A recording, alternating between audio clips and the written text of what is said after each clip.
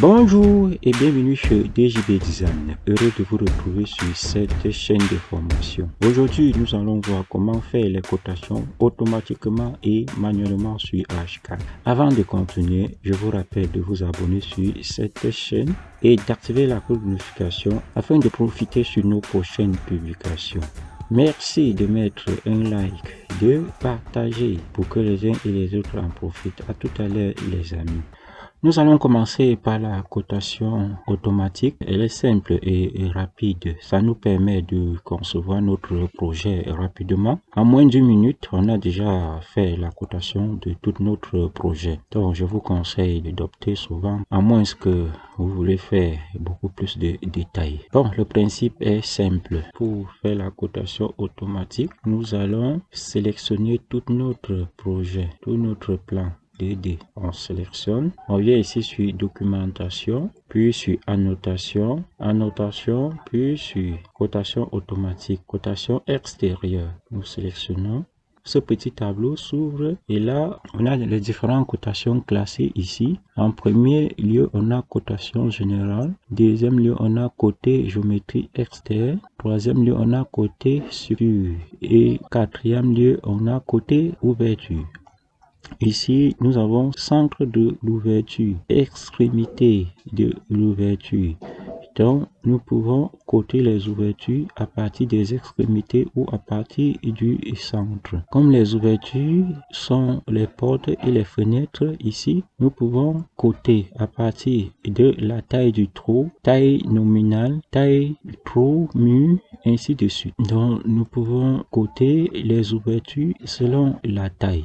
Ici en bas, nous avons côté mur sur face extérieure ou face structurelle. Distance entre les lignes de côte, nous pouvons changer la distance entre les lignes de côte ici. Ici, on a placé côte sur 4 côtés. Donc, nous pouvons soit désactiver et placer la côte sur un seul côté ou nous cochons pour que toute la côte soit sur les 4 côtés. Lorsque nous validons toutes ces options, nous faisons ici sur OK. Voilà, une fois que nous faisons sur OK, nous allons faire une ligne de direction comme ça. Et ensuite, nous cliquons sur un point externe du projet. Voilà, nous obtenons la cotation de notre projet. Nous pouvons alors maintenant modifier les cotations. Là, nous allons sur cotation et nous faisons sur édition. Nous allons sélectionner toutes ces cotations. Quand nous sélectionnons ces cotations, nous pouvons ici changer la méthode de construction, mais elle reste linéaire ici. Ou nous pouvons changer les lignes, les marques, ou ici afficher à l'intérieur de la ligne ou sous la ligne ou sur la ligne. Ici, nous allons changer la taille du test. Nous mettons par exemple ici 1,5 et ici à côté nous pouvons changer le type du test. Par exemple, je vais prendre par exemple Cambria. Stylo test, moi je change, je vais mettre en noir. Couleur de ligne de marque, nous mettons également en noir. Voilà, stylo pointeur, nous mettons en noir. Voilà, en noir. Voilà, comme ça, nous venons de faire notre cotation automatique. Nous pouvons également, à ce niveau, deuxième code qui représente la cotation des structures, nous pouvons sélectionner, déplacer vers l'intérieur. Voilà ce qui représente, qui cote les éléments de structure. Nous pouvons également sélectionner et se rapprocher comme ça. Cotation générale, on le sélectionne, on déplace comme ça. Voilà, nous venons de faire la cotation automatique. Dans cette cotation automatique, on a également la cotation des ouvertures avec la hauteur des ouvertures. Nous allons finir comme ça avec la cotation automatique. Donc, nous pouvons supprimer et faire maintenant la cotation manuellement. Cotation manuelle. Donc, pour la cotation manuelle, nous allons sur document, utile cotation. Nous allons sélectionner dans les paramètres. Nous avons plusieurs tiroirs. Le premier, type de cotation. Deuxième, style de test. Options, marque et ligne de rappel. Marque, détail cotation, propriété. Nous allons commencer par le type de cotation. On a le type de cotation, type de marque, ligne de rappel. Ici, nous pouvons choisir méthode linéaire, méthode cumulative, méthode ligne de base. Et ici, code d'altitude. Nous allons choisir méthode linéaire. Type de marque, nous pouvons choisir section de marque. Section de marque et dans ça, nous pouvons choisir les marques ou les flèches que nous voulons. Par exemple, nous laissons celle-ci. Étendre ligne de rappel. Vous pouvez aller au-delà des lignes de rappel ou vous pouvez choisir l'un ou l'autre. Ligne de rappel. Ici, nous pouvons choisir sa ligne de rappel avec hauteur fixe, hauteur personnalisée, hauteur dynamique. Nous laissons sur hauteur personnalisée. Ici, sur style de test. Avant d'aller sur style de test, nous allons ici changer le stylo de marque en noir. Et ici, stylo ligne de code, nous changeons également couleur noire. Et nous passons au style de test. Au style de test, nous allons choisir le type de test. Par exemple, je vais choisir par exemple Cambria. Nous pouvons aussi changer le stylo, choisir le stylo test de cotation. Par exemple, nous choisissons le noir. La taille, nous pouvons modifier la taille. Par exemple, je mets 1,5. Ici, nous pouvons choisir où la valeur de code doit se placer. Soit au-dessus de la ligne de code, soit entre les lignes de code, soit sous la ligne de code. Voilà, nous pouvons choisir le test en gras, italique, souligné ou barré. Après avoir fait tous ces paramètres, nous venons ici, nous faisons sur OK. Nous faisons sur OK. Nous venons ici, par exemple, nous choisissons ça comme le premier point, le deuxième point, le troisième point, nous cliquons sur le troisième point, nous cliquons ici sur le quatrième point, cinquième point, sixième point, septième point, huitième point, neuvième point et dixième point. Après avoir cliqué sur ces points, nous allons venir ici à l'extérieur du projet, à l'extérieur du dessin. Nous allons cliquer ici deux fois, double-cliquer. Vous voyez, quand on clique, on choisit juste la position de notre ligne de. Nous allons choisir juste la position de ligne de notre ligne de code. Et nous allons faire OK. On clique. Nous obtenons une ligne de code avec les ouvertures. Nous pouvons également faire une deuxième ligne de code comme ça. Voilà. Ici, par exemple, nous pouvons décider de supprimer la hauteur. Comme nous avons ici au niveau de la fenêtre, nous avons deux valeurs ici. D'autres qui représentent la hauteur de la fenêtre et l'autre valeur qui représente la largeur. Nous pouvons décider de supprimer cette valeur. Nous cliquons sur la ligne de code et nous venons sur les paramètres. Au niveau des détails cotation, vous cliquez, nous cliquons et nous décochons la case afficher aussi la hauteur des ouvertures et nous faisons OK. On vient de supprimer la hauteur des ouvertures, la hauteur de la fenêtre.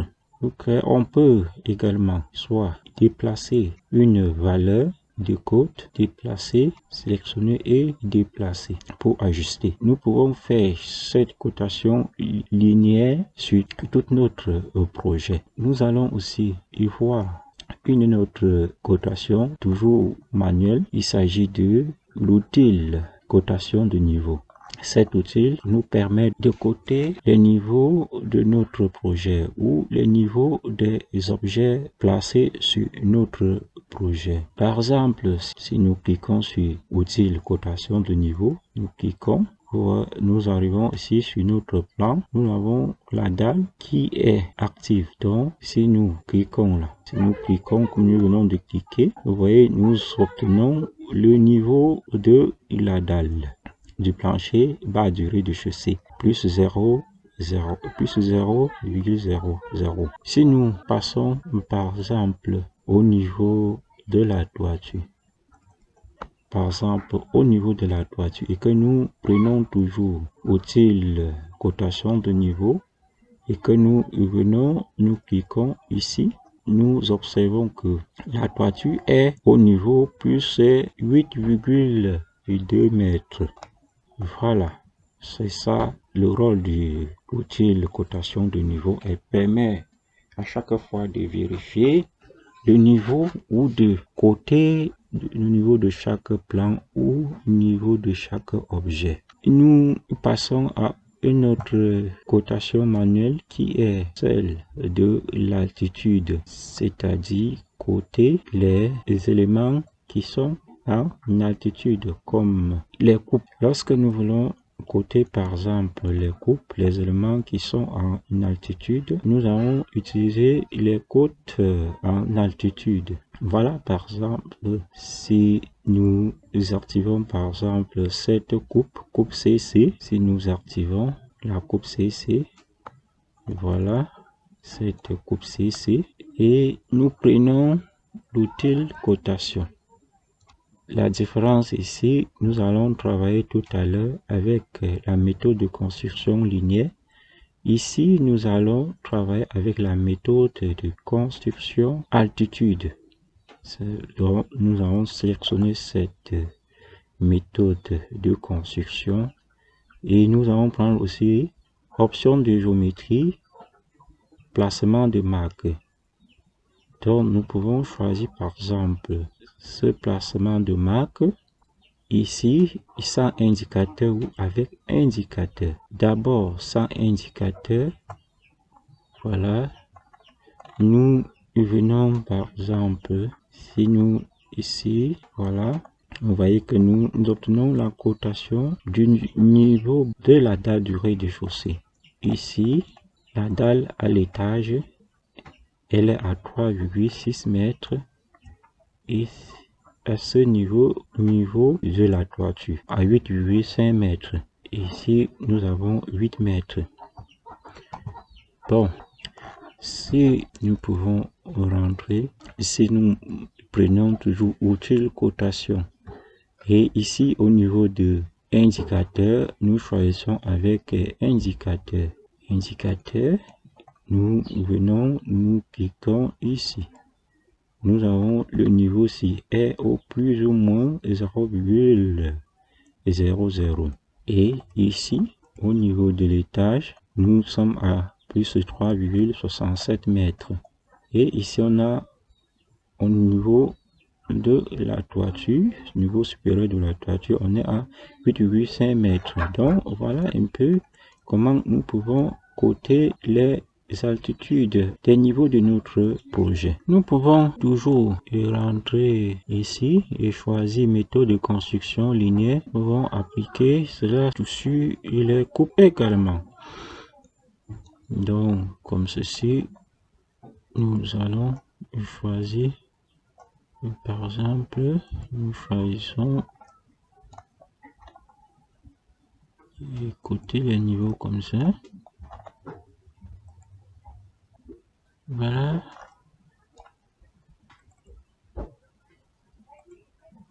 Voilà.